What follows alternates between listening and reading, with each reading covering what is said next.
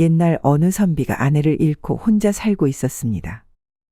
그는 일찍이 아내를 잃은 탓에 자식이 없었고 재혼해서 자식을 낳아대를 잇고 싶었지만 살림이 워낙 가난한 탓에 그에게 시집오겠다는 여인이 없었죠.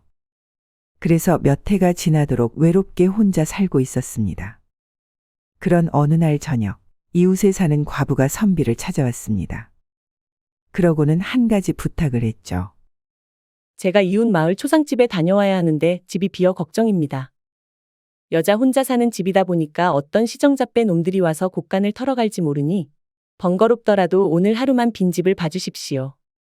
그리고 아궁이에 불을 지펴놨고 방 안에는 따뜻한 소미불도 있으니 추위는 면할 수 있을 겁니다. 선비는 그 말을 듣고 알았다고 답한 뒤 과부집으로 갔습니다. 하지만 과부가 말한 것과는 달리 방바닥은 미지근했고 한겨울 매서운 바람이 문틈 사이로 들어오자 선비는 추위를 참기 힘들었습니다. 그래서 이불을 머리끝까지 덮고 추위에 떨다가 어느샌가 잠이 들었죠. 깊은 밤 곤히 자고 있던 선비의 방 안으로 한 무리의 사내들이 들이닥쳤습니다. 그러고는 선비의 입에 재갈을 물리고 이불에 둘둘 말아 둘러엎었습니다. 그제야 선비는 알아차렸습니다. 아, 이게 말로만 듣던 보쌈이구나. 그들은 방 안이 깜깜해서 선비를 과부로 착각하고는 이불에 돌돌 말아 납치한 것이었습니다. 선비는 자신이 과부가 아니라고 말하고 싶었지만 입에 물린 재갈 때문에 말을 하지 못했습니다.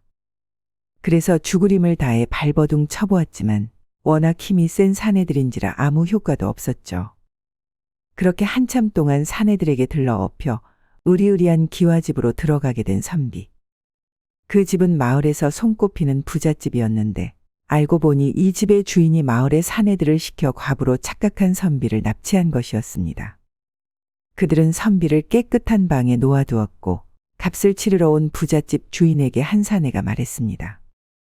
아이고 형님, 어쩌자고 저리 힘이 센 과부에게 반하셨습니까? 힘만 센 게 아니라 성격도 아주 지랄 같더라고요. 오는 내내 몸을 꿈틀꿈틀하느라 아주 욕받습니다. 그니까 혹시나 해서 하는 말인데 저 과부를 오늘 하루만큼은 가만히 놔두시는 게 좋을 것 같습니다. 저녀는 분명 이를 치르려고 하면 혀를 깨물고 자결할 것입니다. 그러니 너무 서두르지 말고 천천히 구슬리는 편이 좋을 것 같습니다. 사내의 말을 들은 집주인은 한참을 생각했습니다. 그러더니 노비를 시켜 여동생을 불러오고는 말했죠. 이 오라비도 언제까지 이리 혼자 살 수는 없잖느냐. 그래서 마을에서 제일 가는 미모의 과부를 보쌈해 왔는데 아주 성격이 불같아서 어찌할 바를 모르겠다. 그러니 내가 오늘 하루만 저 여인과 같이 자면서 살살 구슬려 보거라.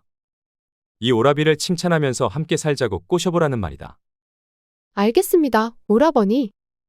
사실 집주인의 여동생 또한 일찍 남편을 잃고 수절하고 있었습니다. 그래서 예전부터 홀로 지낸 오라버니의 외로움을 누구보다 잘 알고 있었죠. 그리하여 여동생은 방 안으로 들어간 뒤 옷을 벗고는 방 안에 불을 껐습니다. 그리고 말려있던 이불을 피고 선비의 옆에 누워 말했습니다. 저희 오라버니는 일찍이 올케 언니를 잃고 홀로 외롭게 살았습니다. 자식은 하나 있는데 작년에 장가를 보냈고요. 그래서 그런지 얼마 전부터 자꾸 외롭다는 말을 입에 달고 살더니만 결국 이 사단이 낫지 뭡니까? 여인은 계속 말을 이어나갔습니다. 그리고 이런 외로운 마음을 과부인 언니도 잘 알 거로 생각합니다. 그래서 하는 말인데 이왕 일이 이렇게 된 거 저희 오라비와 새살림을 꾸리는 것이 어떠하신지요? 비록 나이는 많지만 가진 것이 많아서 평생을 편안하게 사실 수 있습니다. 그리고 우리끼리 하는 말이지만 만약 오라버니가 돌아가시기라도 한다면 이 모든 재산은 언니의 것이 된답니다. 어떠십니까? 제 말에 구미가 당기십니까? 선비는 여인의 목소리를 듣자마자 단번에 그녀가 누구인지 알아차렸습니다. 그녀는 바로 자신이 좋아하던 최진사 댁 둘째 딸이었죠. 사실 과부로 착각하여 잡혀온 선비는 같은 처지인 그녀를 일찌감치 마음에 두고 있었는데 부잣집 딸이었던 그녀를 넘본다는 게 언감생심이라 생각하여 이러지도 저러지도 못하고 애만 태우던 참이었습니다. 자신의 처지가 너무 공공하여 쉽사리 다가가지 못하고 있었던 것이죠. 한데 보쌈당에 온 집에 그토록 권했던 그녀가 자신의 옆에 누워있다니. 선비는 이것이 운명이라 생각했습니다. 그래서 그는 입에 물린 재갈을 풀고 누워있는 그녀의 손을 꼭 잡았습니다. 그러고는 그녀를 힘껏 껴안았습니다. 여인은 말했습니다. 언니, 왜 이러세요? 선비는 말했습니다. 나는 당신의 오라비가 사랑하는 과부가 아니오. 단지 그 옆집에 사는 이생이라오. 아, 여인은 그제야 선비가 누구인지 알아차렸습니다. 그래서 그를 뿌리치고 밖으로 나가고 싶었지만 오랜만에 느껴보는 남자의 넓은 가슴과 굵은 팔뚝에 그만 넋을 잃고 말았습니다. 그리하여 그녀의 생각과는 반대로 몸은 선비의 품속으로 더욱더 파고들 뿐이었습니다. 선비도 그런 그녀의 마음을 알았는지 그녀를 더욱 세게 껴안았고 곧 둘은 하나가 되었습니다. 둘이 사랑을 나눈 다음 날 선비는 일부러 오래도록 일어나지 않았습니다. 그러자 애가 탔는지 집주인이 문 밖에서 여동생을 불렀는데 여동생은 청년의 가슴팍에 안겨 볼멘 소리로 대답하였습니다. 오라버니, 어쩌자고 힘들게 사람을 둘러엎고 와서는 억지로 매부를 삼나요?